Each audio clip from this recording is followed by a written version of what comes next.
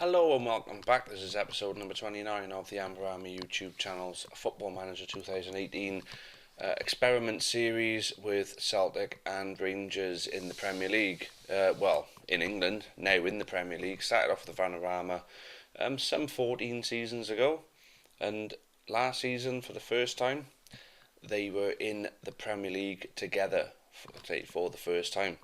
Celtic have been up and down a couple of times. Rangers' first time ever getting into the Premier League, and they stayed on the first time of asking, but so did Celtic. But I think Rangers have come up a little bit better prepared than what Celtic did the first time round. But Celtic, I think, are pushing top 8 now, which is exceeding my expectations. Rangers, the fact they're in the Premier League altogether, exceeded my expectations. So I've got to look to see what kind of early business Celtic have actually made here, where we had transfer history. So they haven't wasted any time. They've spent 101 million, although that Canar Kariaki have gone to Liverpool for what will be a total of 56 million eventually. They obviously must have had a fair bit of money in the bank because they've spent 101 million. So obviously Chan was a striker, and he was a decent striker at that as well. So here we are, Kai Wilshere, I'd say, German, worth 49.5 million, 120k a week. Looks as though they've found themselves a decent replacement. Look at that goal scoring record for Cone. He's obviously broke the first team, 22 years old. I think they got a bit of a star in the making there. Christopher Brose, don't know how you're going to pronounce that, but another striker. So they've really gone out on the strikers here. This is great stuff. Peter Hyde is a defender right, decent looking, on a fair bit of money. And Sado Lopez is a left winger, worth a lot of money as well. So fair play, they've gone out and they've spent big, and they've done it early. They tend to find that they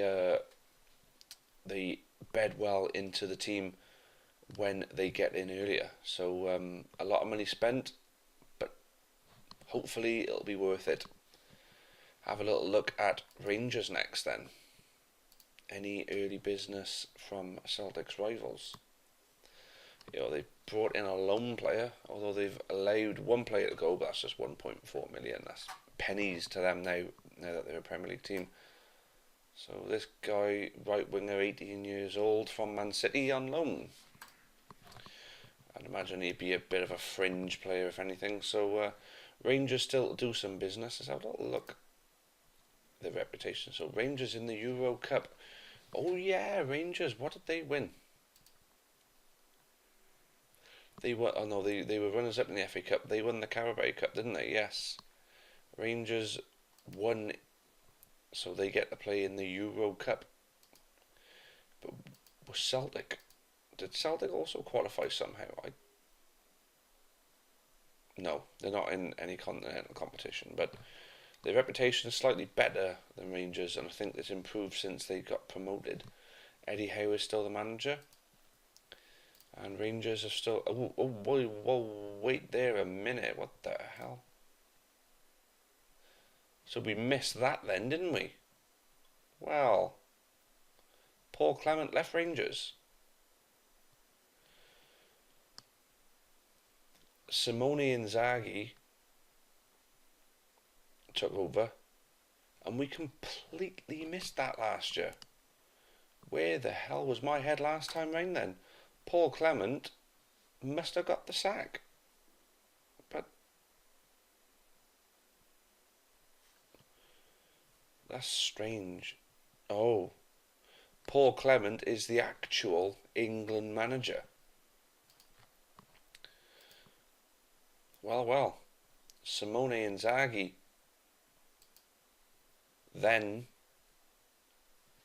took over, sacked as it, obviously left the Italy manager job. Usually gets sacked as an international manager, but then when there's a 2-year gap, he must have got sacked as Italy manager, took over at Rangers, and then left Rangers for Everton. So Stephen Kirby is the manager. So he's managed some Premier League teams. So he's been Southampton, West Ham, and Watford. So on paper, a decent appointment there. So Simone Inzaghi only left quite recently. So it just goes to show that we just didn't keep on top of the whole manager thing there. But Paul Clement, 7 years, 236 days as Rangers manager, and left to go and be the England manager. Well, shocker. But anyway, guys, how about we kick the season off? Let's bring it to the end of the transfer window, see what final business they do, and kick our final 15th and final season off. Although, at the end of this, by request, we will be doing a 10-year fast forward by the end of this. So, end of the season, 10 years fast forward, and then that will be the final ever episode. But let's get this one out of the way with first. Let's go and see how these teams are doing, what business they do to wrap things up on the window, and see how they start in another Premier League season. Okay then, guys, 2nd of September, the transfer window is closed, and both teams have started off particularly well, especially Rangers, who were undefeated in the first 3 games. They've won 2 against Burnley and Watford, and they got a draw against Hull. So not a massively difficult opening 3 games really, but the fact that they're winning those games shows that they're not going to be worried about being in that part of the table. See how they get on against the bigger clubs. Now Celtic have lost one away to Stoke, who are actually a better team now. And yeah, they won 3-1 at Crystal Palace and beat Leicester at home. Leicester are a decent team, although they're not looking too decent right now. So 2031, a long, long way into the future now this is, and both teams made it to the Premier League finally. Let's have a look at what sort of business Rangers have managed to do. They've spent 23 million, although they've sold 1 player, so they've made 12, but they've spent 23. They've managed to pick up Marcus Rashford on a free, who's 33 years old now, still commanding a decent wage, so you'd hope that he's still a decent player. He's still got a bit of his pace and stamina left. He may be good for 1 season for them. Maybe a shrewd buy. Mehdi El Amari, 24-year-old Tunisian centre-back, 26.5 million is he's worth, 55k a week. It's usually an indicator how much they're worth and how much they're earning. An indicator of how good they are. 13.75 million for a defender right and wing back. So we can play either one of them too. 42k. 25 years old from Denmark. And then finally, the only one we haven't looked at is Samuel Hagen from Dortmund. He's a striker on a lot of money, worth a bit of money, but on a massive amount of money.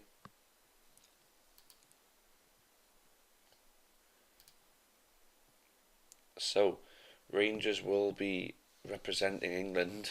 Sorry for the Scottish fans watching, but yeah, your team is representing England in the Euro Cup, or the Europa League is what it's called in real life.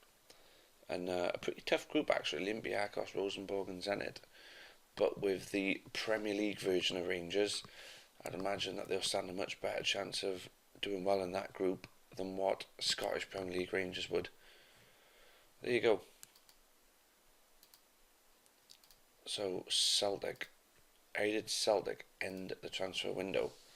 So obviously they brought in those 4 players early on, and it was the 30th of July then they brought in Derek Jordan from Middlesbrough, 17 years old, and they've loaned him out to Portsmouth, so he's not playing any first team football for Celtic, but he is playing for Portsmouth. And looking at the sales, no high profile sales, just Ross Crawford and a bunch of loans, so a load of young players out on loan from Celtic. Should really be taking loan fees. They could be making that 103 million back if they'd have done that. Look at all those players. Well, there we go. So, good start to the season. Some decent looking business done by both. pretty eager to see where they'll be in November. So, without further ado, let's take you guys there. And we'll conclude this episode, and then we'll be taking you to the last but one episode that we'll ever do. And as I said, it will be the last, well, this next one will be the last part of the actual experiment series. The final episode will be the 10-year fast forward, but we'll conclude this episode first before we talk any more about what we're going to do in the later episodes. I'll see you on the 30th of November, guys. Okay then, so here we are, the 30th of November. This is the final part of this particular episode, and as I expected, Rangers have fallen away a little bit, but they're in no real danger of relegation at this particular moment. The 4 games they've lost, I mean, look at that: Arsenal, Tottenham, Liverpool, Man United, the only 4 losses they've had. 4 draws. Stoke, who are doing well. Actually, no, Stoke have fallen away, actually. So they've managed to get a draw against Chelsea, but they only won 2 games since we saw their opening 3. But as you can see, Crystal Palace, Leicester, Burnley, Watford, so they're beating the smaller teams. They're drawing against some of the other smaller teams, and only really losing against the bigger teams. But losing quite comfortably there, as you can see, with most of them. But it's not the end of the world for Rangers. But Celtic, on the other hand, are doing much better. Even though they've lost another game, they've converted 3 extra of what Rangers have drawn into wins. So the 7 wins they're coming against, well, the only big team there is Everton, somewhat. They managed to get a draw against Tottenham. The 5 losses have been quite poor, really. I mean, yeah, they've lost against Man City, but Newcastle, West Ham and Burnley, I don't think they'd be too happy with that. So, looking at it, even though there's a 6-point difference, in a roundabout way of speaking, Rangers are doing a little bit better, considering Celtic have a stronger team than them. Consider the teams Rangers, the only teams that have beaten Rangers have got are the big ones. Suppose when you look at Celtic, they've lost against West Ham, who are in 3rd place at the moment. They've lost against Stoke, who started the season really well. And then you've got Burnley, who are in 9th. I mean, Newcastle are Newcastle. So in reflection, it's not quite as bad as what it looks, those 5 losses. But they're going to want to start, at least picking up a couple of extra points here and there than losing games like that. So, let's have a quick look at what they're doing in the cups to start with. So, Carabao Cup, Celtic got knocked out by West Ham in the 4th round. Rangers, on the other hand, are the current holders of the Carabao Cup. So, obviously Rangers in the Euro Cup, and we said it was going to be a difficult group, and they didn't start it too well. They lost 2-0 against Olympiacos, but they beat Rosenborg 3-1. They beat Zenit 2-1, so here we go. Knocked out also in the Carabao Cup 4th round, so they've lost the grip on that trophy. Lost to Zenit and beat Olympiacos. They played against Rosenborg away.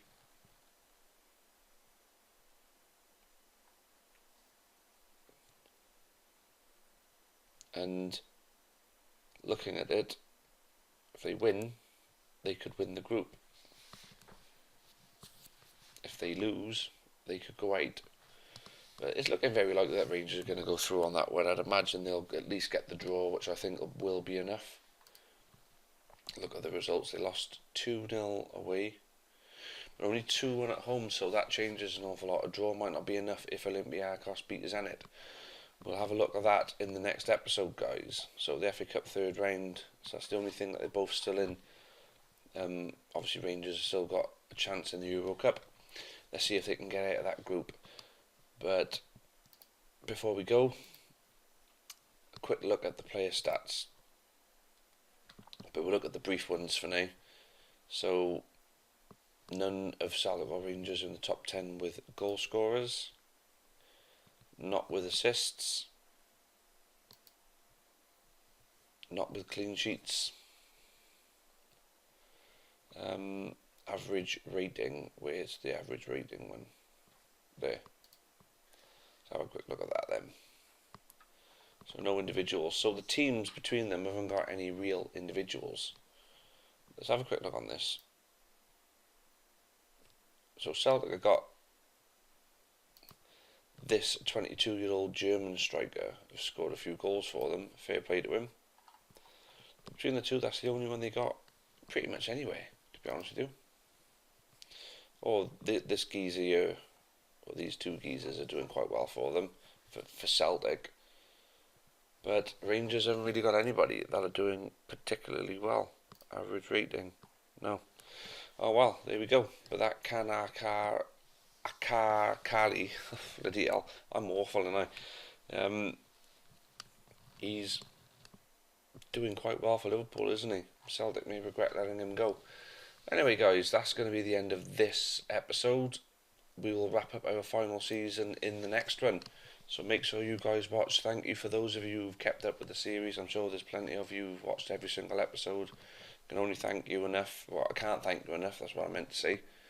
This has been a great series. Real enlightener. To see how Rangers and Celtics progress through the leagues, their ups and downs. I just noticed that that geezer who scored some goals for Celtic has also won 3 players of the match in second place on that one. Well, there you go, Celtic. I've got an individual. But yeah, guys, it's been great. This series has been great, and obviously, once it concludes, I'll miss doing it, of course. But there will be another one to follow. Just you wait out for that one. But like I say, we will do the fast forward episode as well before we call time on it. So thanks again, guys. Until the next time, it's cheerio for now.